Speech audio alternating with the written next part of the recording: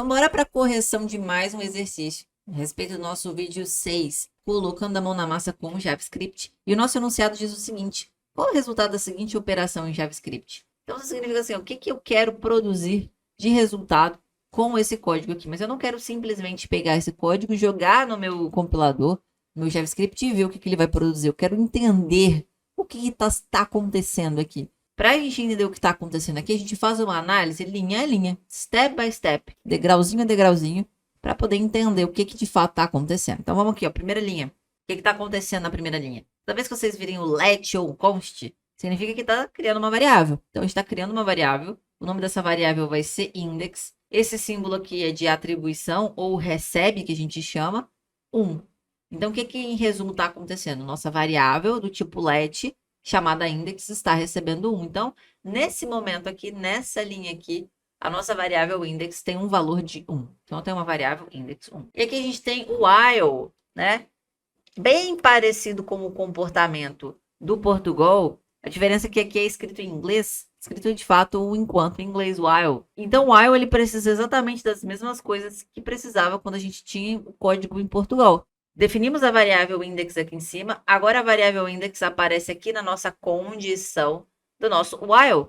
Enquanto isso aqui for verdadeiro, o while, que é essa estrutura aqui, vai ser executado. O que está dentro do nosso while? Console log na variável index, ou seja, simplesmente mostra qual é o valor de index. E logo depois vem um index mais, ou seja, um incremento dessa variável index. Se a gente for retornar aqui, limpar aqui esses rabiscos, qual é a regrinha que eu ensinei para vocês nas correções passadas? Vamos analisar. O nosso while, ele precisa, diferentemente do for, você ter um maior controle sobre onde começa e onde termina. E você precisa escrever essa variável de controle antes, onde que vai começar. Você precisa inserir ela na condição e você precisa, dentro do while, colocar o incremento. Então, aqui a gente tem, de fato, as três coisas, né? Condição e incremento. Então, aqui está ok.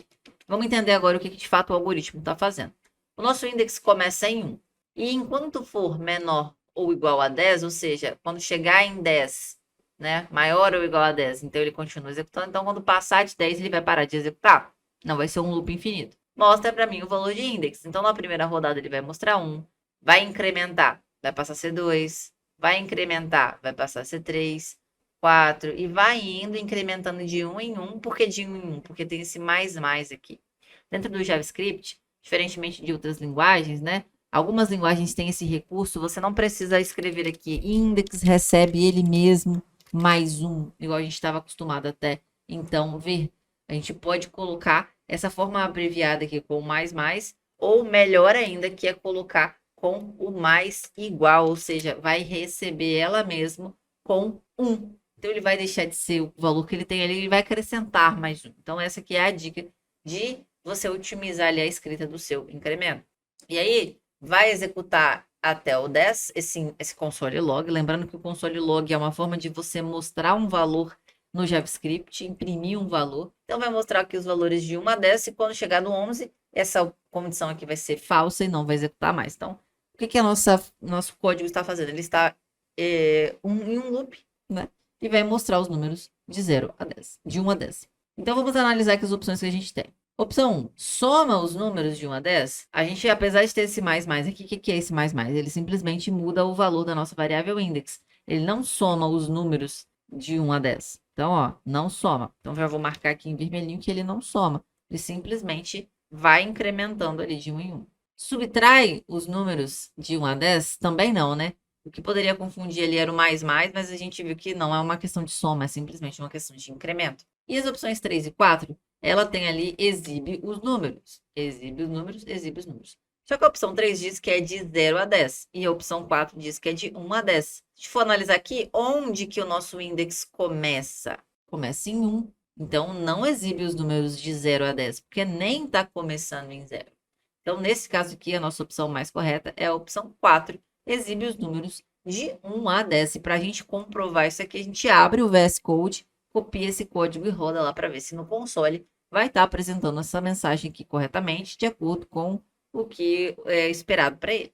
E para testar, eu vou copiar esse código aqui, vou abrir o nosso VS Code para a gente testar esse JavaScript. Então, vou dar um Ctrl V aqui. Vamos ver o que vai ser mostrado quando eu clicar aqui em executar. Lembrando que esse play aqui, esse executar aqui, é uma extensão chamada Code Runner. Serve para você executar o JavaScript a hora que você quiser que no seu arquivo JavaScript ele fique habilitado para você dar esse play aqui. Quando a gente dá o play, ele mostra o resultado do console ali na abinha de saída. Então, o que ele está mostrando ali? 1, 2, 3, 4, 5, 6, 7, 8, 9, 10. Só isso. Beleza, então ele está indo de fato mostrando os números de 1 a 10. Só mostrando, não somando, né? E nem subtraindo, como foi dito ali em alguma das opções. Então, a opção 4 é a opção mais adequada aqui como resolução, como resposta correta desse enunciado.